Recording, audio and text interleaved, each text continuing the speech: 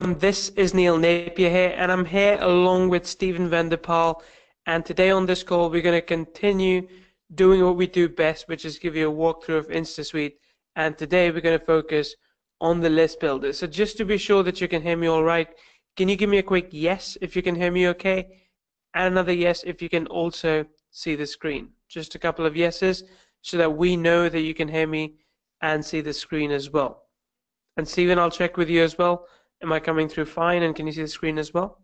Yeah, I can see the screen and I can hear you just fine. Perfect. So we've got Ed on the call today. We've got Patricio, Ralph, Sam, Myrna, Les. We've got Earl, Daniel, Chris, and Brigitte as well. Excellent. Now, let's get right into it. As you know, the way we do this is that we give you a complete walkthrough of one part of the software, and then I open it up for Q&A. So today I'm going to go ahead and give you a walkthrough of the list builder within InstaSuite, and then I'll open up the stage for Q&A. If you have any questions, anything you want to know more about, just let us know. Now, let's get started with the dashboard of the list builder itself. So as you know, InstaSuite has 6 different core modules in it, which do 6 different things. In this case, the email module, the list builder module, is quite big by itself, so it needs its own dashboard. When you land in here, you will be able to see some insights into how you're using the list builder at this stage. You can see a number of lists that you have, unique subscribers, total broadcasts that you've sent, as well as how many subscribers have joined your list over the last, say, 7 days or so, how many emails you've sent, so on and so forth, and who you've been sending emails to. So you'll be able to get a bird's eye overview of your business when you land on this page. Then, especially if you're doing this for the first time, the thing you need to do is set up your SMTP. If you're using this for the first time, you will see more of a wizard further up here. But when you get in, you want to be able to add your own SMTP as well. The way to do that is under integration. So if I go in here and I jump into integrations, there we go. You have the option to add your own third-party SMTP. We cater to any SMTP that you have, even if it's your own server. We quite often use our own server when we are mailing, and that's something we keep separate to our other web servers. So this server is only for mailing. It costs us, I think, about $40, $50 a month, and we are able to add those details by putting in third-party SMTP. We're able to add an SMTP host domain, port number, encryption, username and password, and any email that we send out now goes via the server. If you wanted to, if you had access to SendGrid or SparkPost, you can actually do direct connection with them, which means that you can do API-based connection. So in this case, your emails go out faster. Because when you use, let's say, SendGrid or SparkPost, we let them know that, hey, you're about to send emails, and we're able to just contact the priority server and send the email straight through for you. So if I go here further back, you'll see that we have a few different SMTP set up. You need to only set up an SMTP once, then you can come in and pick it up, and you can send email via that. Then you need to have a default from name and a default email address. From name should be yours, a name that people recognize. Some people also tend to use product name. If you want to do that, that's completely fine too. But the key thing here is a default from email address. Please do not use Gmail or Hotmail or some other free email accounts. It needs to be your company email. It needs to be an email address that exists and is on a unique domain name. And if I may, Anil, sure. I just want to add, it would be also very good for your deliverability, which obviously is super important for business, to make sure that that domain is fully set up correctly in terms of something called DKIM, so DKIM, and an older one SPF. I know this is kind of technical for most of you, but it would be best if you would check with your email provider or your hosting company to ask about it. You can and generally you can just ask them like, hey, can you please make sure my DKIM is set up correctly, and then they can set that up for you. Yes, exactly. Those are the Great. terms.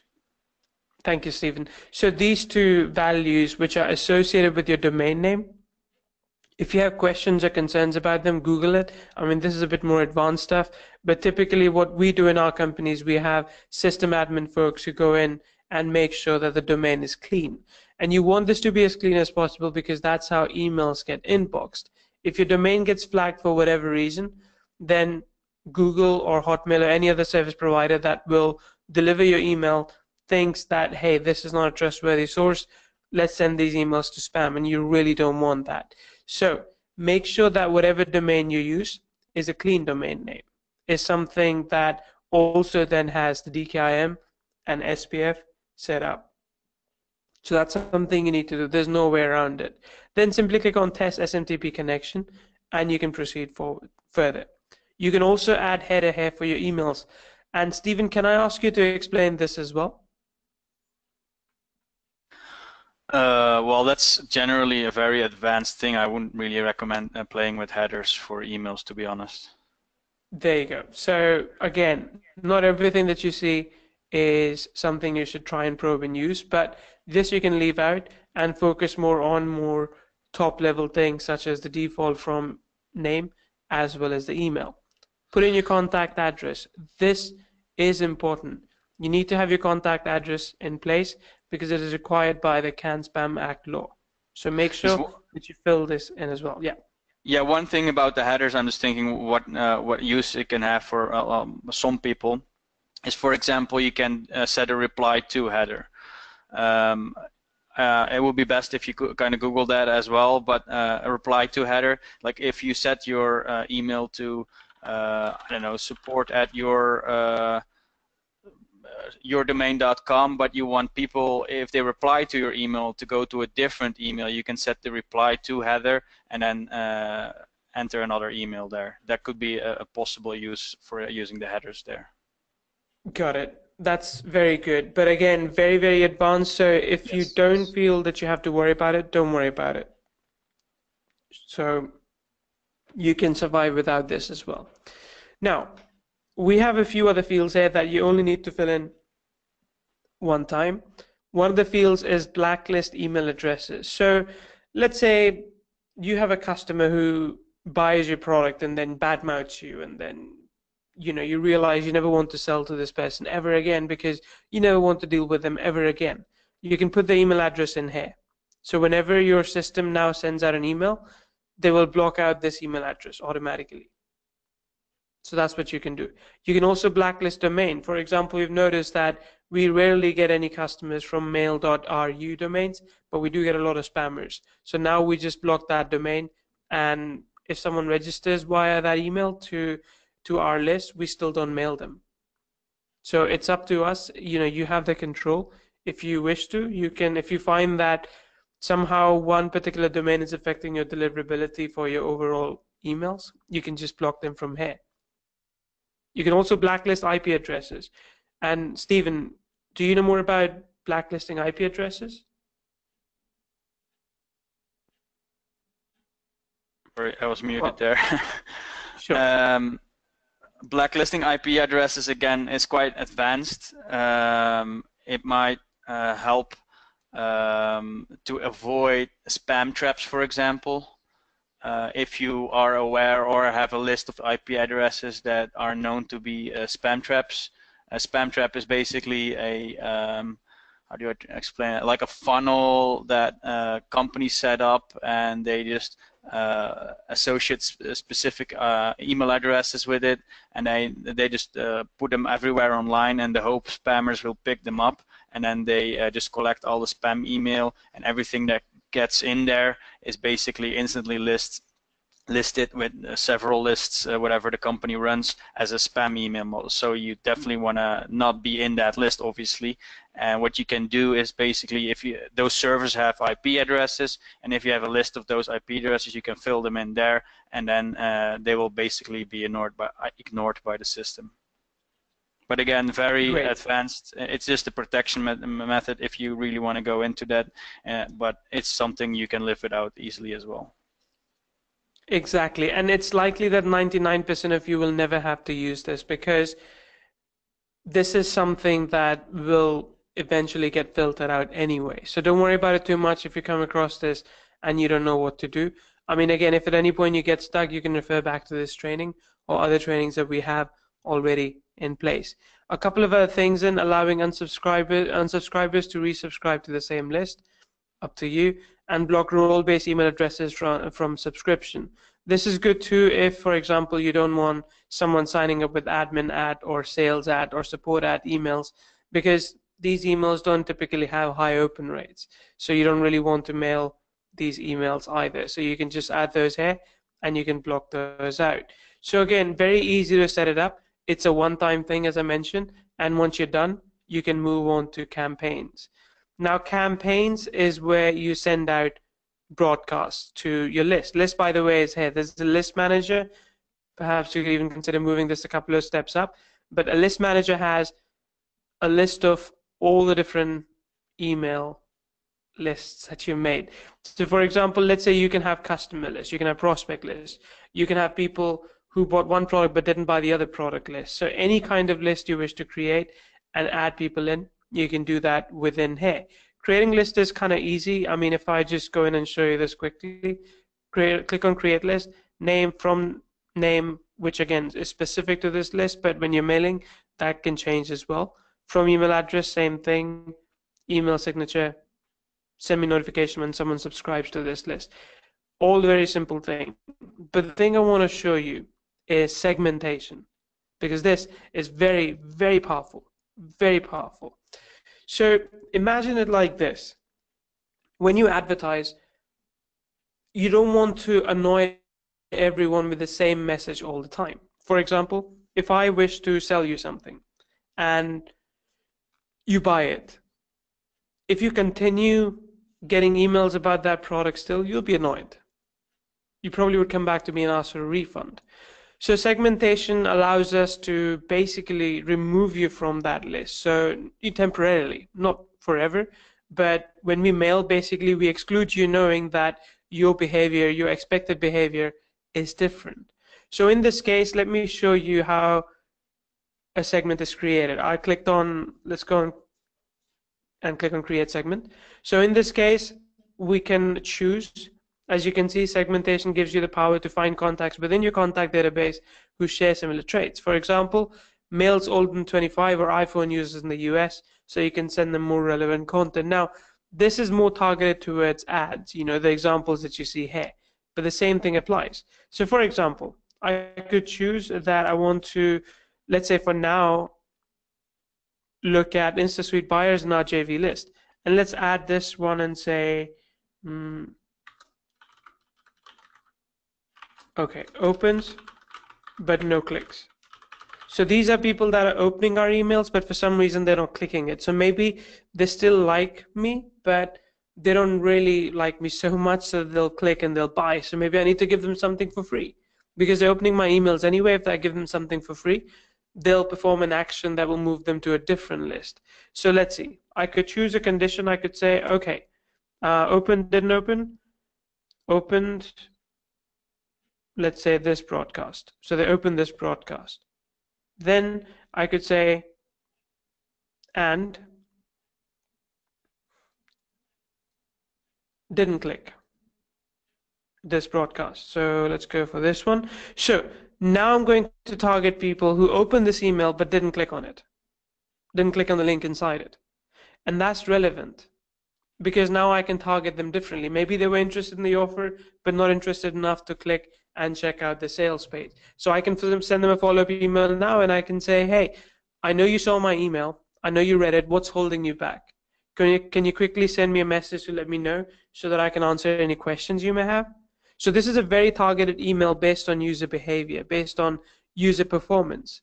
Segmentation allows you to basically talk to people as close to one-on-one as you can get. This is as close to you standing in front of someone and saying, hey, listen, I know you didn't do what I thought you would do, so what can I do with you to help you take that action? So use segmentation in your email marketing, especially when you are trying to sell something and you're coming close to the end and you want to try and understand why people are not buying it, instead of sending an email to everyone, just segment those people out that have taken some action at least. Maybe you want to only target people who have clicked, in which case tell them, hey, I noticed that you checked out our sales page, but for some reason you still haven't bought it. Can I ask you why, sir? What's holding you back? So you can do all of this kind of segmentation within InstaSuite as well.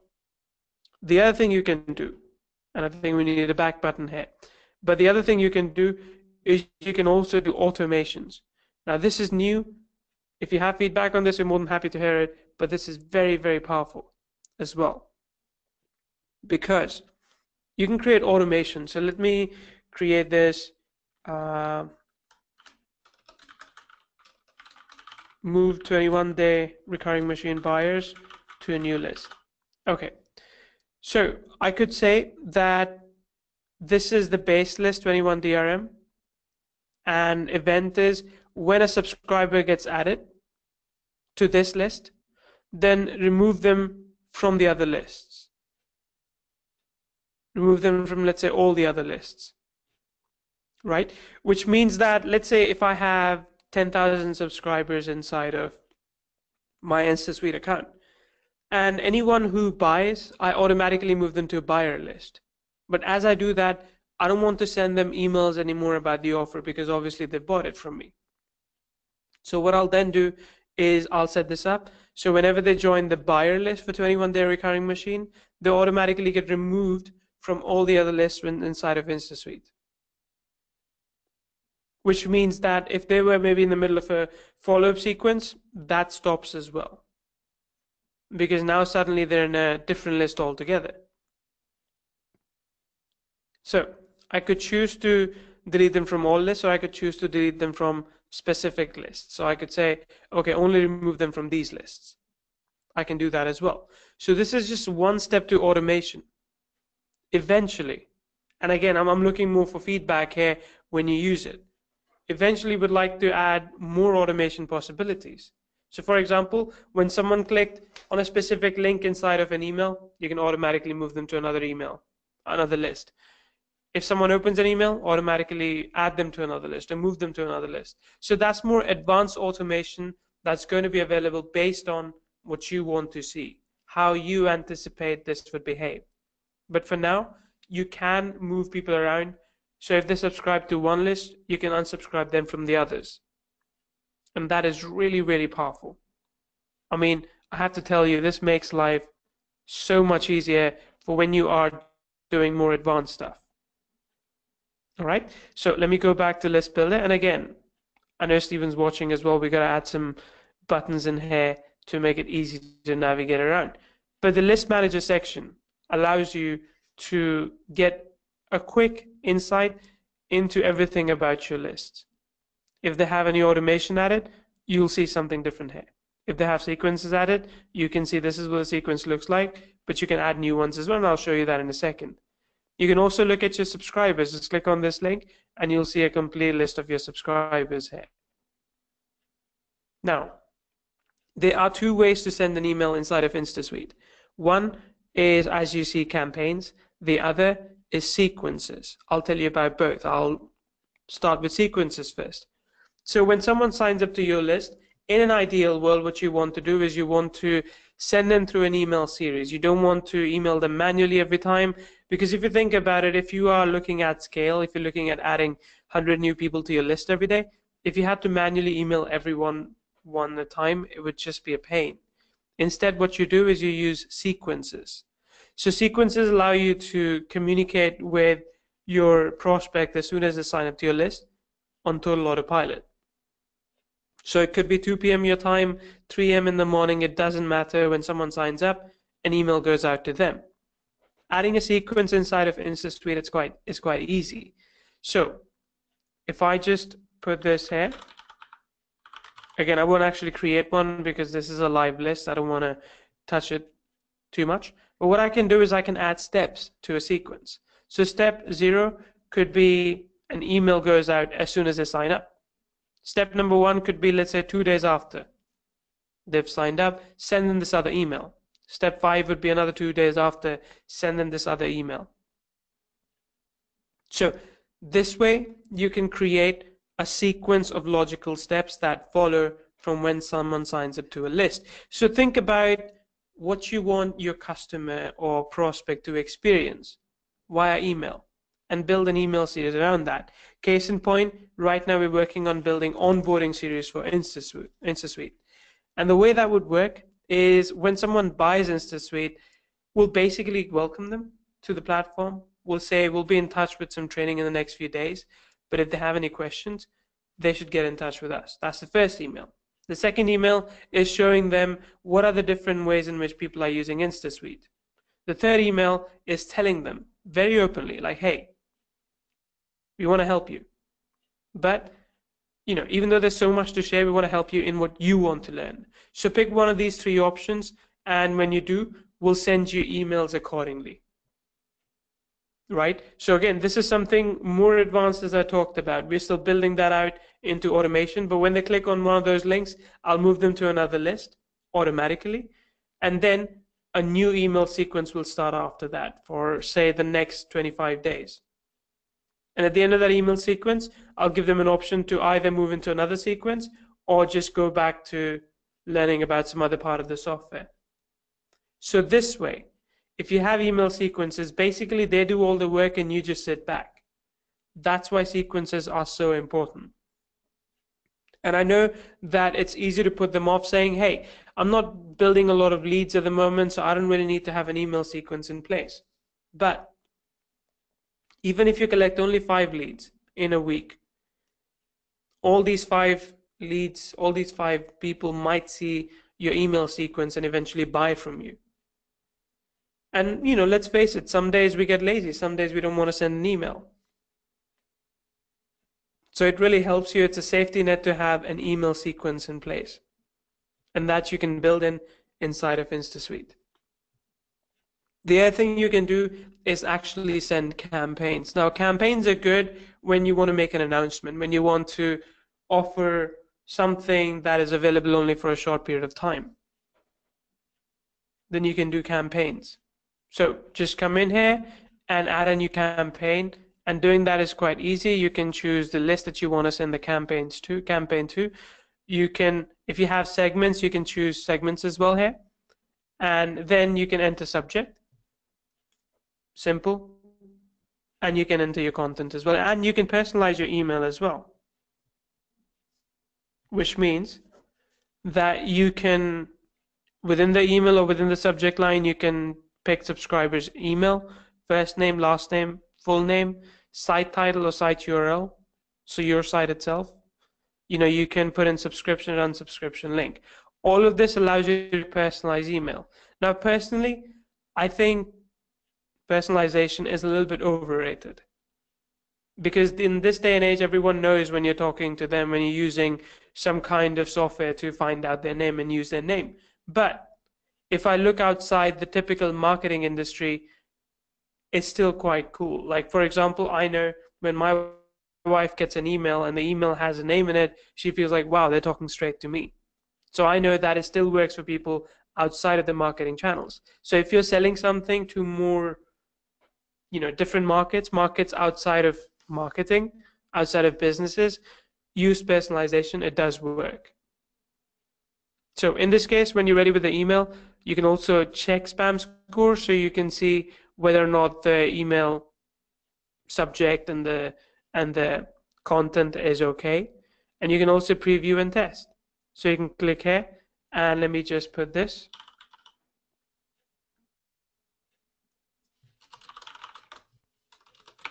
Okay, so I can click on preview and test and I can send myself an email. When I send myself an email, I'll be able to basically check whether the email looks fine on my client. I can check on my mobile phone. Is the email mobile optimized? It should be. So just making sure, these emails are plain, they're not fancy templates. And I don't really believe in templates. I think an email should be as plain as it can, because the focus shouldn't be on the design, layouts. The focus should be on the message. Email is there to get people to take action and nothing else. So These kind of emails help you do exactly that. When you're ready, when you're done, simply click on save and either it will go out immediately or you can schedule it in advance as well. That's how you send broadcasts. Simple. The next thing we have in place is the ability to add opt-in forms. Now, I covered this actually in Feature Friday training, I believe it was for today. But what this one allows you to do is it allows you to basically create a form so that you can collect leads on another website that you have. So if you use Aweber or GetResponse, you probably have created forms within those platforms, which then you hook up with a landing page builder quite often. And then when someone opts in, they automatically get added to your, say, GetResponse or Aweber account. This works the same way. So you can come in, and we are improving the layouts, by the way, just to warn you. You can come in, you can create a new kind of form. So let's say if I call this simple opt-in, and I could add them to 21 DRM list. Let's say if this is a thank you page, if someone's already subscribed, send them to this page. Say next step, there's a confirmation email. If you want to send it, I usually don't bother, so that's fine. Then pick one or three designs. So this is something that will dramatically change, I think, in the next 2 to 3 weeks. So might have to redo this part of the training for you, but I'll publish that in the group and in the tutorials anyway. When you're ready, hit publish, and when you do that, you'll be able to use this opt-in form on, let's say, lead pages, ClickFunnels, anywhere else you want. It's simple HTML, WordPress even, your own websites. So this would allow you, when someone opts in on your website, now they'll be added to the InstaSuite list builder as well. And that would help you to essentially move leads straight from wherever straight into InstaSuite. So you can centralize management all from one place. But if you want to move leads in bulk, you can simply go to add import, and you can add a subscriber at a time. You can import a complete list, and you can also export lists as well. So this way you can continue to add new people to your list as well, just via this button over here. And then finally, we have email templates. If you find yourself that you're using some email all the time, like let's say welcome email, I would recommend you saving that as a template, and it's easier to reuse this later on when you're building out sequences. So for every, let's say, new list, you want to have a welcome email. So you can start with this one and you can customize it within each sequence. So if I go back here in the sequence, let's say if I go for edit sequence and edit steps, let's add a new step. Let's say 0 days after. I can customize this email as much as I want. Right, and again, it would help if you have saved some as an email template already, because as I mentioned, you can come back in and you can reuse them later as well. So in short, that's the InstaSuite list builder walkthrough, and I think I made this announcement already in the group as well, and you can check it out. But this is something that we'll be releasing as InstaMailer in late September. So do go to the group and check out details about that as well, so you know what's happening with that. But I'll open up the stage for questions. If you have any questions, let us know. And Stephen, if you want to add anything else to this as well, please go ahead and do that. Well, just one small change that we're going to rename the add/import to subscribers. And I also just want to ask everybody if there's any time when you're using the software and you kind of get stuck, just like basically you're not moving your mouse anymore, like, where do I go? Feel free to let us know this, because this is usually an indication that a flow isn't optimized or optimal for your way of working. So what you just kind of saw with Neil sometimes, like, hey, there's no back button. That's a small flow issue. Obviously, it's a super small thing, but we are here to listen to everybody and let us know these small details, because we truly believe that those details make your life easier and make the software better. So if you guys don't speak up about those kind of smaller things as well, we don't know about them, or we find them out a little bit by ourselves, but everybody kind of has their own way of working as well. So it just helps us make the dots on the I even better in the software. So definitely let us know those kind of smaller things as well.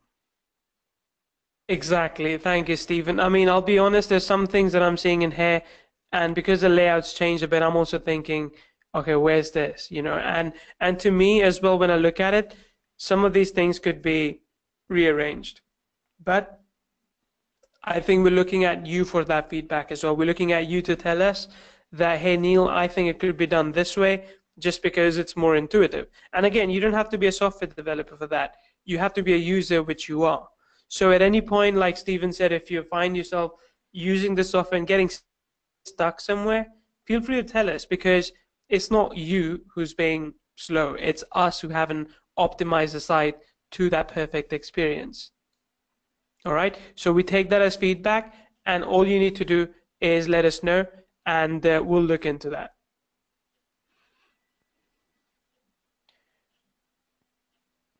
Okay, Amir's got some feedback on the graphical flow of funnel pages. Though we're not talking about that now, but just to check, do you mean, let me see, do you mean this thing up here, Amir? So if I go for this, is this the one you're talking about, Amir? Let me know. Got it. Got it. Okay. And I in what mean, kind yeah, of way it's not flexible? Can you yeah. elaborate a little bit on that?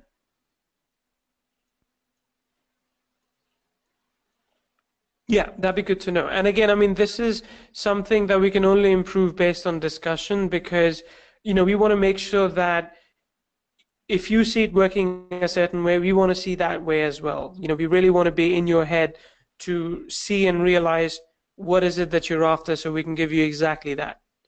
So be as descriptive as you can, explain exactly what you're trying to do, and how does it fail your purpose.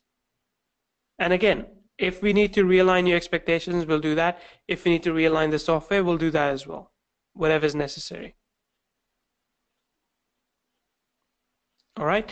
So, Amir, feel free to reach out to us via the group. I mean, uh, that would really help. Okay. Vicky has a great question. When a customer sends me a reply, where does the email go to? So the email goes to typically in this case, the from email address that you've set up, because that's also the reply to email address. So in our case, if we have set up support@kvsocialmail.com, when someone replies to that, the response gets forwarded to our support desk in the end. But that's where the responses go to. So let's say if you, Waiki, are running a website, you could set up an email address saying waiki@hui.com, and that's your support email address. Let's say in case it is, then you just use that as your from email. When someone responds, you can go check your email, and you'll see that email in your inbox regularly. And you can continue the dialogue through that. Does that answer the question? Let me know. Perfect. Perfect. Okay. So again, feel free to use the group to communicate with us. Tell us what you'd like to see, what more you'd like to learn. List Builder within InstaSuite, I will say this is one of the modules that has come the furthest from when we first started working on this. And there's still stuff that I want to add, but instead of just me doing it because I want to, I want you to tell us what you want as well. So feel free to do that, and we'll continue improving InstaSuite to your liking. All right. I appreciate everyone's time, and Stephen, thank you for being on the call as well. We'll catch up next week. All right, guys. Thank you so much.